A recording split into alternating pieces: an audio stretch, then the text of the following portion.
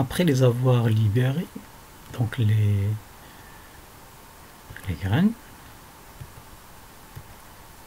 bon, chaque graine va germer pour former une, bon, bien sûr que l'embryon donc se développe d'abord à l'intérieur de la graine, au dépend de ses réserves, mais à maturité, donc lorsque les conditions seront favorables, la graine va germer et va donner une petite plante. Donc c'est l'embryon qui va se transformer en plantule.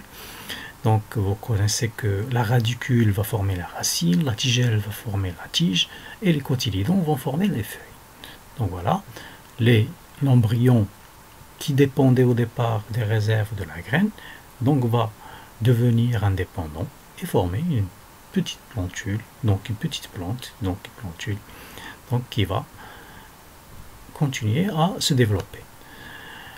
Alors pour résumer donc le cycle de reproduction de ces gymnospermes, donc prenons toujours l'exemple de Pénus alipensis, du pain d'Alep. Tout ce qu'on vient de voir sur les diapos précédentes donc sont résumés sur ce cycle-là. Donc sur ce cycle, il y a deux événements importants qu'on connaît déjà, la fécondation et la méiose. Donc ces deux événements, ils vont partager le cycle en deux périodes, en deux phases. Une phase qui va de cet événement à cet événement, et la deuxième phase qui va de cet événement à l'autre événement. À cette première phase, donc il est terminé par la formation des graines de pollen dans les écailles mâles. Et va se terminer par la formation des archégones avec les zoosphères dont les écailles femelles. Donc on sait bien que les archégones et les graines de pollen portent des gamètes.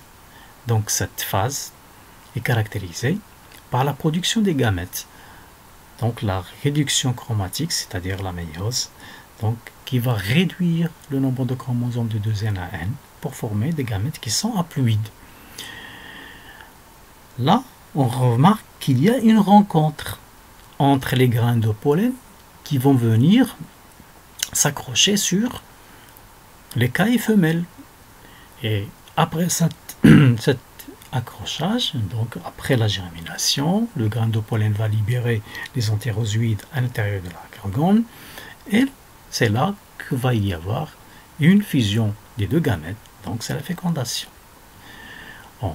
De cet événement à cet événement, la phase elle est haploïde, et là, la phase elle est diploïde. Donc diploïde, pourquoi? Parce que l'œuf ou zygote qui se forme en préfécondation est une cellule diploïde qui va se multiplier par mitose pour former un petit embryon. Alors l'embryon, il va se développer pour donner une petite plante, donc c'est toujours par mitose. Et la petite plante va se développer toujours par mitose pour donner donc une plante adulte qui va se reproduire en formant des organes de reproduction. Et le cycle est fermé. Donc d'ici à ici, la phase elle est diploïde.